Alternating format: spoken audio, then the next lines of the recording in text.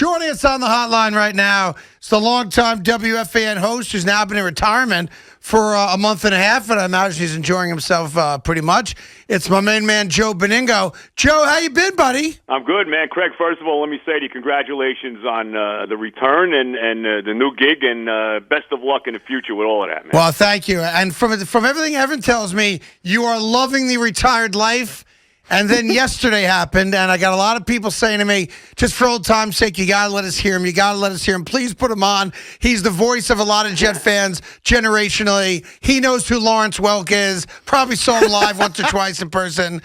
What is the Joe Benigno reaction to yesterday's debacle? Well, first of all, Lawrence Welk and the Champagne Music Makers. I knew it.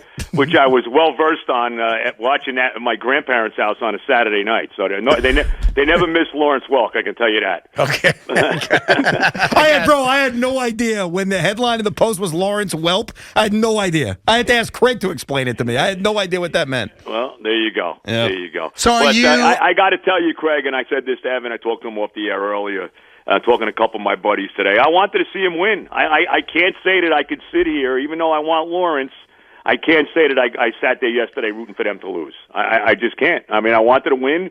I was very aggravated after they blew that game to the Raiders. I got to say I was.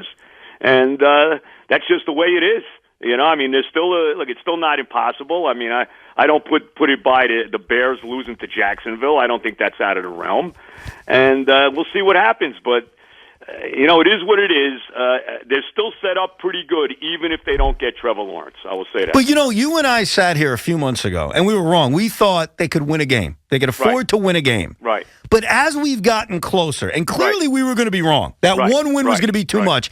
Because I flipped, man. For the last 4 weeks, as painful as it's been, I wanted to lose. Because what the hell did a win mean? There's been no part of you over the last 3 or 4 weeks that said, no, I just want to lose. Gase is going to be gone, and we can get our franchise quarterback. You know, I can't say that. I mean, I would be lying to you, bro. I mean, I want to think that, but I guess the Jet fan, I don't want to see Owens. I don't want, with all the negative things that are against, you know, my team, your team, our team's name over, you know, now 60 years or whatever it is since 1960.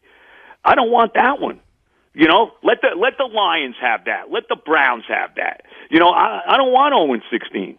And I said this to you earlier. If they wind up with the second pick in the draft, I'm not high on Justin Fields at all. I mean, to me, the drop off between Trevor Lawrence and Justin Fields, especially after this weekend. Oh well, he was terrible. Yeah. And that's Northwestern. I mean, we're not talking about you know what's Clemson going to do to him when they play him. I didn't love him, and I'll say this, Craig. The Jets, they got a lot of money under the cap. They got 2 first-round picks this year because they got Seattle's as well. They also have 2 second-round picks, so they're set up pretty good there. You know, I'll live with another year of Sam Darnold before I'm taking Justin Fields and taking a flyer on him if I don't get Trevor Lawrence. Yeah, so you're doing what you're doing what kind of unemotional Jet fans are doing today, saying, all right, let's take stock of what I really got. I lost this guy. Let me justify why I'm not going to go crazy about it.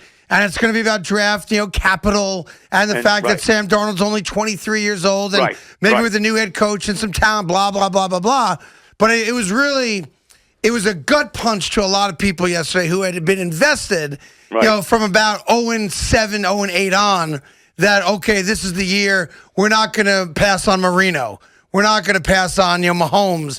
We're not going to pass on Favre. We're going to get our guy finally. Right. And now we're not. And that's how it is. Well, you know what, though? Here's the most important thing. They got to get a head coach, man. I mean, they have got to come up, no more Todd Bowles, no more Adam Gazes. They got to come up with a legit, and I don't know who that guy is, and I got to tell you, Craig, I'm open to basically anybody, to be very honest with you. I'm open to college coaches where I wasn't in the past. I'm open to whatever. But I want a guy they got to make sure, Joe Douglas, hopefully he's the guy making the decision, and it's not going to be, Christopher freaking Johnson, okay? Hopefully it's going to be Douglas, but they got to hit on his coach.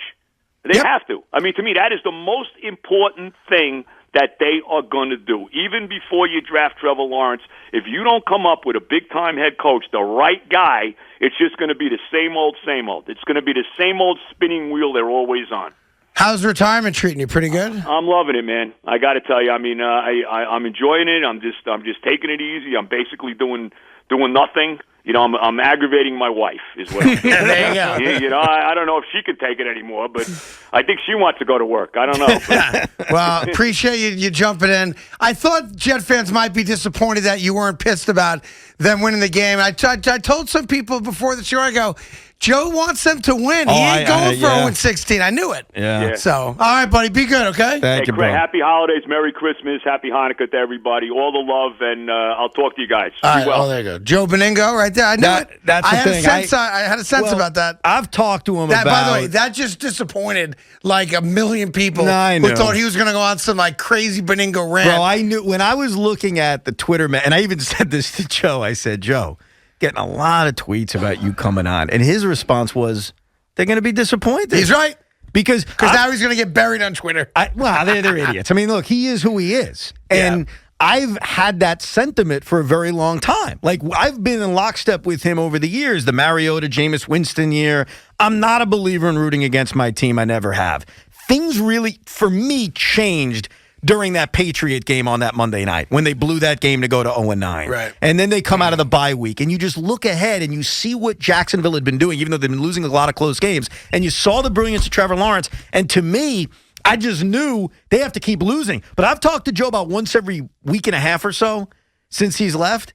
And he's just like, I want to win, bro. I argue with him, but he's like, nah, I don't want it. And while I disagree with him, look, we all know his credentials as a diehard Jet fan. Yep.